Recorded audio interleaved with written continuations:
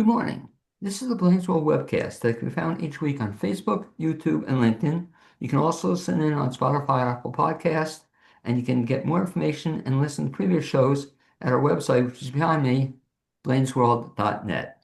I'm your host, Blaine Greenfield, and I'm here in my Zoom studio in lovely downtown Fairview, North Carolina.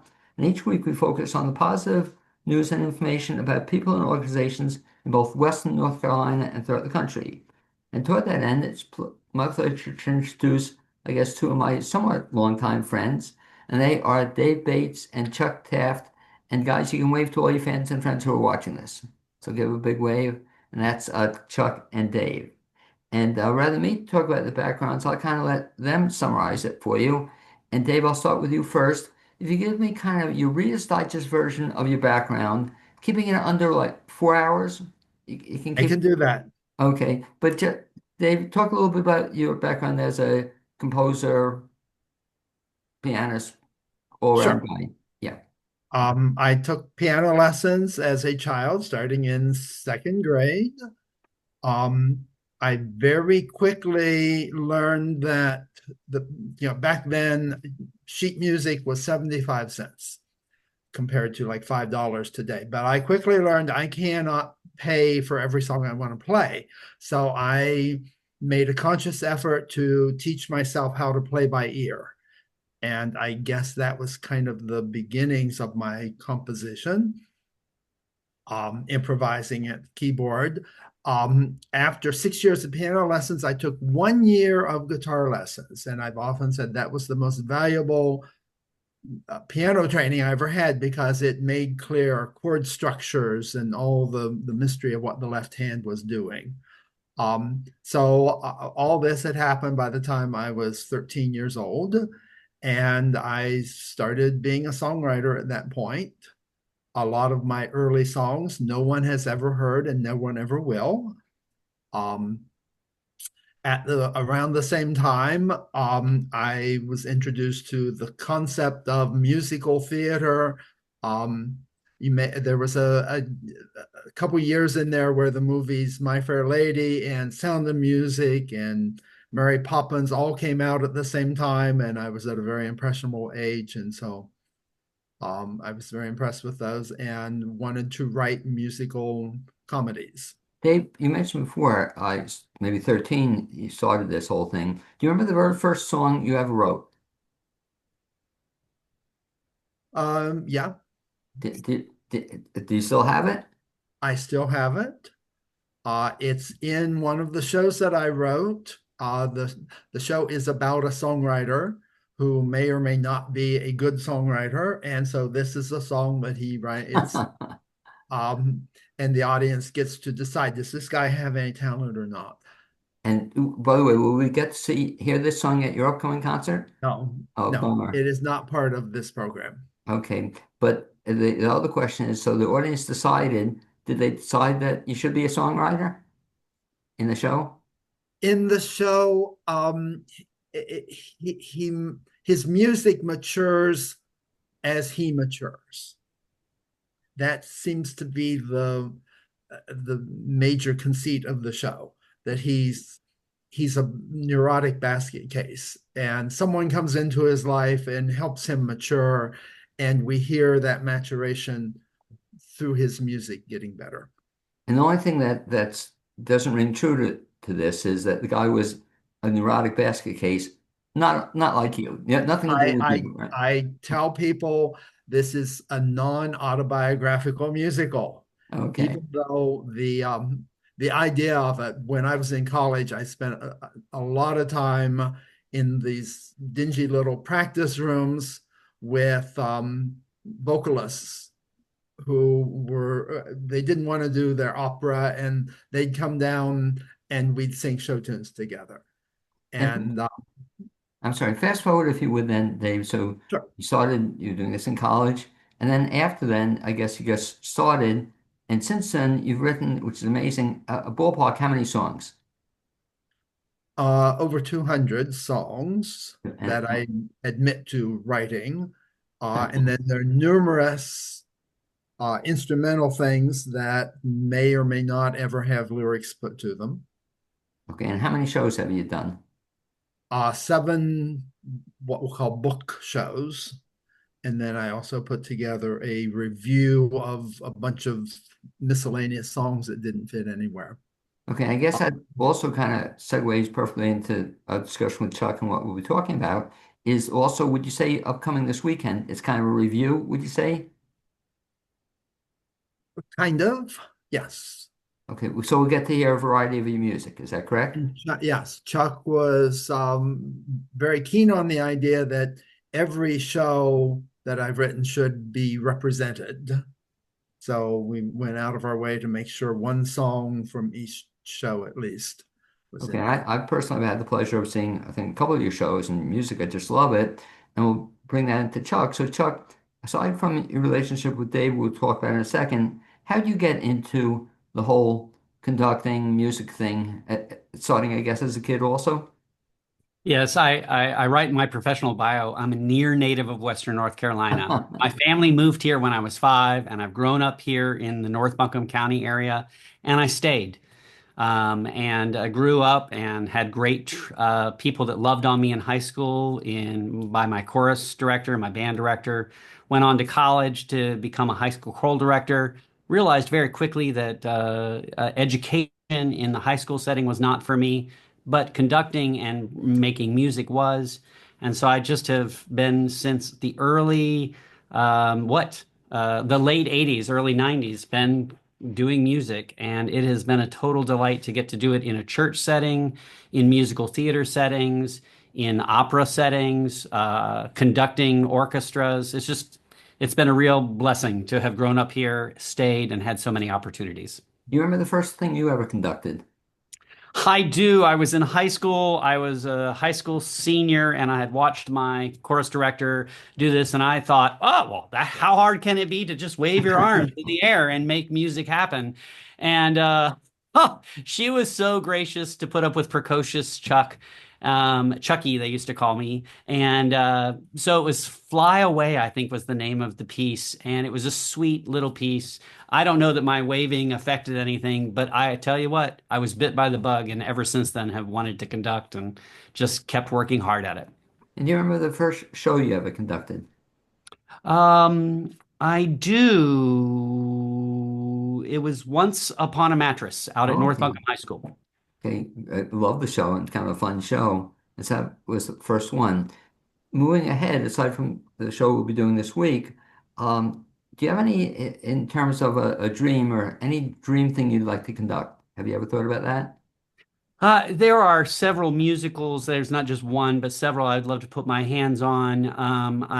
But I think that I've never had a chance to conduct Aaron Copland's Appalachian Spring, and I would love a chance to conduct that sometime in my life. Okay, so if anybody's listening, hopefully they'll get that opportunity. And let's go from there to the fact that you will be conducting this weekend. And I'll ask, I guess you, Chuck, first. So how did you come across Dave or his music? Dave and I first met. He has a funny story to tell. It's about we met at UNCA inadvertently. He was happened to be hired to be playing some music, background music, and I needed to sing the alma mater. But then shortly after that, I needed a piano player for something, and I think one of the people at UNCA, I'm going to forget the lady's name, one of the professors suggested Dave. I contacted him. I don't even think it worked out that first time, but then a few other times we've had a chance to work together on musicals, um, and uh, and so that was how I first got to know him. And it's just been Dave is a delight for me to work with. He's very good at what he does, and he's very intentional and a very good communicator. And talk, Dave, if you would then, about the fact then that, so you're doing this show this coming week of, was it all your music or some of the music? How'd that come about? Well, it's not all my music. That would take several hours. Um, I guess I'm not quite sure what your question Yeah, is. all of a sudden, it's like a Mickey Rooney, Judy Garland thing. Let's put on a show. So all of a Right. sudden, you know Chuck, and you, Dave, Chuck, you know Okay. Dave. So how did you come up with the idea of putting this concert together? Well, Chuck approached me and said, let's do a concert of your music. And so I'm thinking, which of my songs would work best for a chorus? There are a lot of the songs that are lovely songs, but they are solo pieces that I just didn't think would work well. In fact, during the show, I will mention the fact that love songs, especially, lose something when they're sung by a group of 40 people. And so that's why we have our soloists who handle the love songs. Talk about that in a second, but how do you choose the songs then you're going to use for this? Who made the choice, you or Chuck? It was a collaborative effort. I made some original suggestions. Chuck came back and said, let's go for more upbeat things. I think my original choices may have leaned toward the quieter, more meditative things. And there are still several of those in the show. But to fill out, he said, find the ones that have more energy behind them. And I was very excited when I saw about the show, and they'll come to Chuck on this, that there are apparently some soloists. So Chuck, talk a little bit about that, because when I saw that, I was really excited about it. So it's not just the chorus, but who else is performing with you?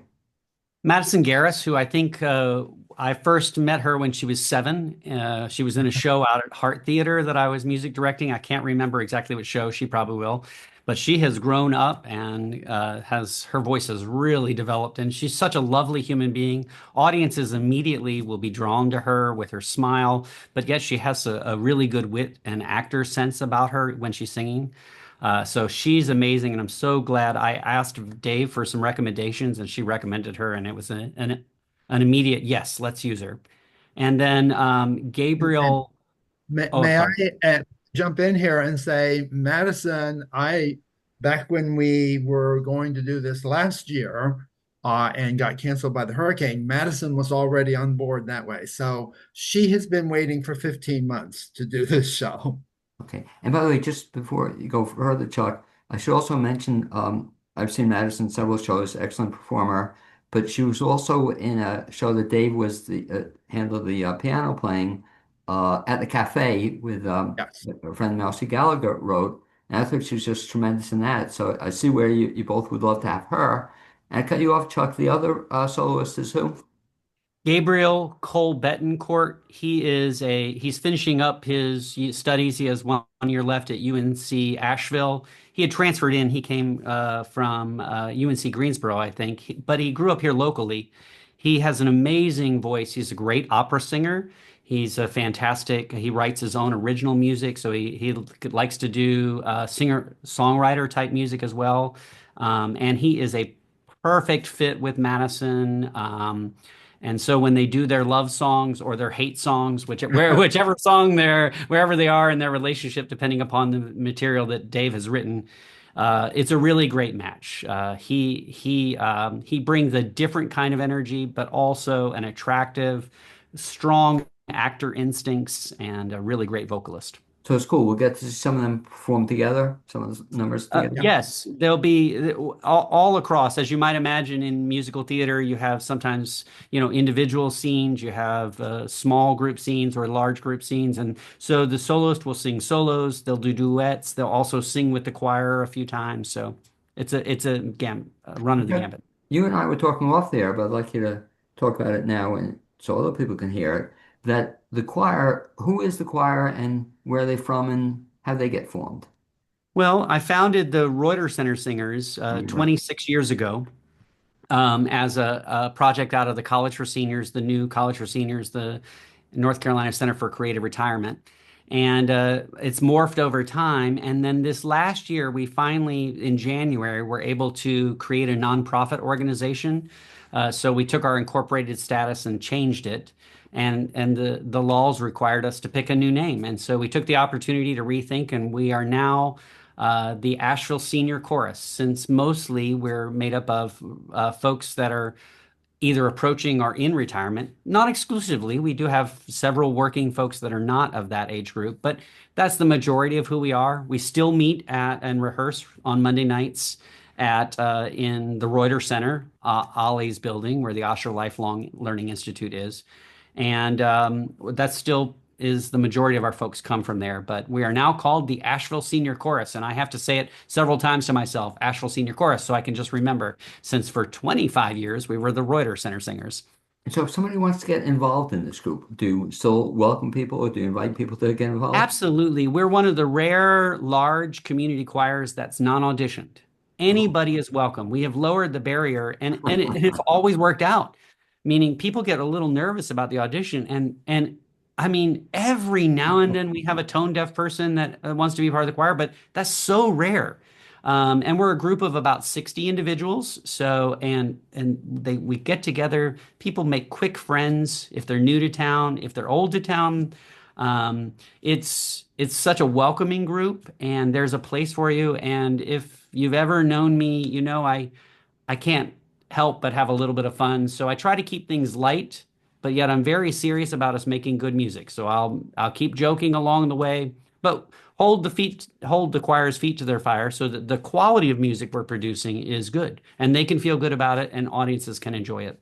So the upcoming concert, how many people are in the choir? 60? Well, Yes, approximately. There's always a couple people that are traveling or sick or something. I think we have a total of 62 members, but I think it'll be between 58 and 60 members that are going to be able to be at the concert.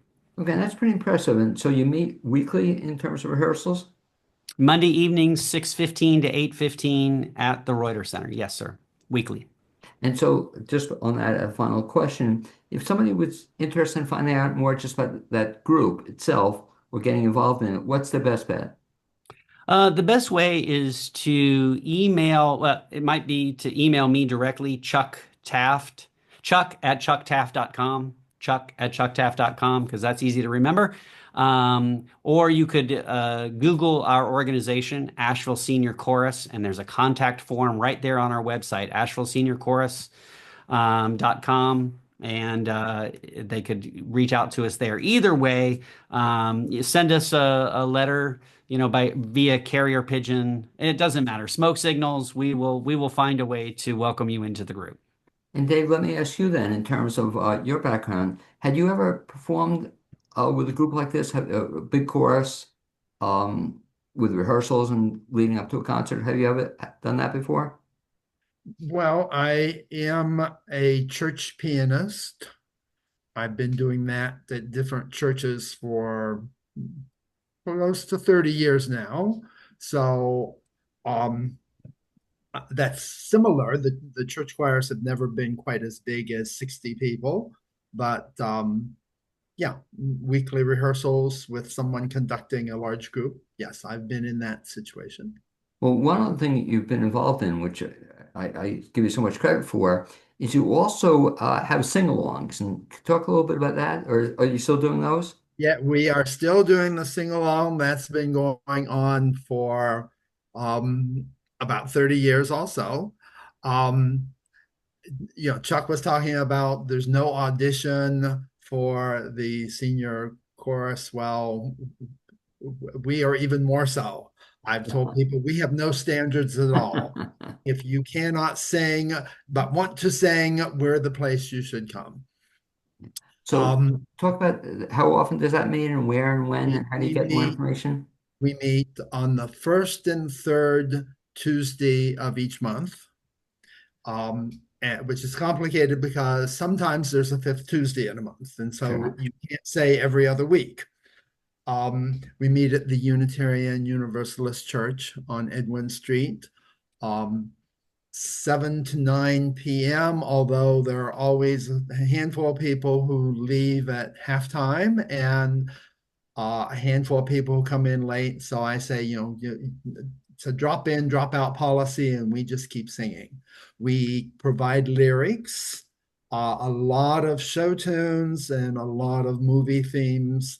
It's an older group, so we tend to do a lot of things that they remember from the 60s and 70s. And I play piano and we sing and have a lot of fun. If people want to get more information about that, what's the best bet? Show up. No, but is there a place? Is there on a website or anything? Oh, no. We are nowhere near that organized. Yeah, contact me if you are really interested. DaveBates95 at yahoo.com is my email. Okay. And I always got a kick out of your email, Dave, mentioned Chuck, but because it differentiates you between Dave Bates was at 94 and Dave Bates 96. You know, there are a lot of Dave Bates, so you're the 95 guy, right? There are lots of Dave Bateses. Well, I also, let me mention, I have a YouTube channel, which is nothing special. Everyone who wants a YouTube channel can create as many as they want. Um, but mine is Dave Bates Music, and I've got I think recently, 120 musical pieces. Many of them have someone singing the songs, but a lot of them are just instrumental pieces. But YouTube does not make it easy to find me because, as you said, there are other Dave Bateses in the world, and many of them have YouTube channels. So I tell people type in Dave Bates Music, and you should find a blue spirograph, which is my logo. Click on the blue spirograph, and that will put you on my channel. And I encourage people to check it out because it's really cool, you know, in terms of getting a variety of your stuff played. It's really kind of interesting. And let me ask you, Chuck, in terms of the people singing for this upcoming show, had most of them known Dave or were aware of him or had sung with him before? Well, Dave has been a fixture of the Asheville community since what, 1990 something, 95, I moved here in 94. 94. And so they were definitely aware of him, several of them. I would say at least half have had some interaction with Dave on some level, whether Really? it be a course at Ollie. Yes, because That's you know great. they I were taught aware him. you've done some teaching at Ollie, the Osher Lifelong Learning Institute, or his sing-alongs, or they just run into him for lots of other reasons. And they were very excited when I had this idea. It took a while to percolate. I first pitched Dave on this idea back in 2020. Blaine, by the way, you have a part in this because I think it was 2021. I have an email from you saying, I don't know, Chuck, or was it 2022? Sometime around there, you were like, are you familiar with Dave Bates and his music? I think it would be great for you to do something with it. So even you were kind of the universe was pulling us together, Dave and I, to put this program together, and I love that. I love when that synergy happens. And it happens all the time in communities like Asheville. We may be growing, but we're not too big yet. And if you would talk about then the rehearsal process of this. So you've had it, you think about this for a couple of years and finally got it together. Hurricane came in. Since the hurricane, how often do you rehearse? Just the once a week or are you rehearsing more than that? Well, yes to both of those options. The chorus itself is rehearsing once a week. But then Dave has been such an amazing partner in this process. He has been meeting individually with the soloist. We have some soloists that are coming out of the group. We have 7 different people from our choir that are singing individual solos. And Dave has been great to meet with them, to help bring them up, give them a sense of his songs, the not just learning the notes, but how to, make the songs tell a story. That's what musical theater is. It's storytelling with music. So there's been lots of other things to pull this together so that it's not just going to be a concert. You come and watch a chorus stand up and sing some songs. It really will be an entertainment piece on many different levels. And talk about the many different levels. If folks want to see this, I'm really excited by the fact that it's not just a one-time show. It's going to be several times. And I guess also we should mention you can't beat the price on this one. Is that correct? Free is a pretty good price. We're going to charge double free for these concerts on Sunday. So Okay. I we get do. half. Go ahead. Dave? Yeah. I said I get half. Yeah, half a free. Rightly so. So where and when are they going to be, guys? So I really, the main thrust of our program is going to happen on Sunday at 3 o'clock in the Reuter Center at Ollie, which is on the campus of UNC Asheville. So at 3 o'clock on Sunday, we'll do the whole program. It has a act one and an act two with a brief intermission so that we really can get a chance to feature every single one of Dave's songs. There'll be a little bit of dancing, a little bit of acting. Dave, you get a chance to hear Dave sometimes talk about what motivated him or give a little bit of rationale behind what's going what we're going to be singing next. There'll be an ASL sign language interpreter interpreting one of the songs. So that all is happening on Sunday at the Reuter Center. On Friday night, here in just a few days, the Weaverville Music Study Club, which has had been around since 1941, putting on concerts here in Weaverville, has invited the Asheville Senior Chorus to come and do most of this program. And so on Friday night at 7 o'clock at the First Baptist Church, Weaverville, we will be also performing a free concert here in Weaverville. And so, Dave, if folks go to either of the concerts, but specifically the Sunday concert, how many songs will they get to hear, approximately? Did you count, Dave? I believe it's 26. Okay. And so the show itself will run how long, from including the intermissions, about how long? I think, Dave, didn't we recorded it around an hour and 40 minutes? Somewhere between that and two, with talking and applause and all the little Well, things that take up time, under 2 hours. yeah, but then again, Chuck, we have to add in at the end the standing ovation for Dave, so that's going to be at least 5 minutes. Yeah. And you say that jokingly, but really, Blaine, to have an author composer like that living right here in our community, so quiet. He's such a humble man. He probably hates that I'm about to say this, but there's really good stuff here. He writes his own lyrics and creates his melodies and these accompaniments, and there's such good stories that you're like immediately in it, even if you don't have the entire play. You don't have to know the whole book to just immediately start enjoying these songs. I just think the audiences are going to get caught up, and there's highs and there's lows. Dave writes honest music, so sometimes there's the difficulty of relationships and our disappointments about how life has gone, but then that's a small part of it. There's a huge vein of music in our concert that is all about hope and definitely leaning into how we can get along and be better.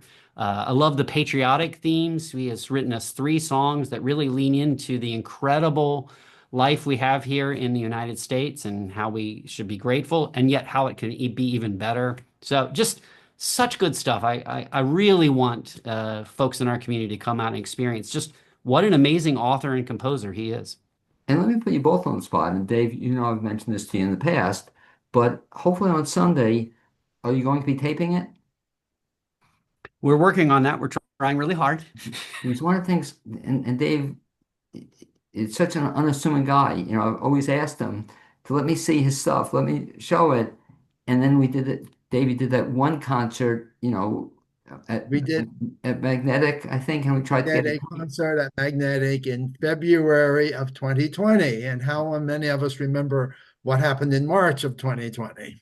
But I don't know, Chuck, if you saw it. It was such a good concert. And I got on Dave's case, and how come it didn't tape it? And then remember, Dave, we tried to after the fact, it didn't come together.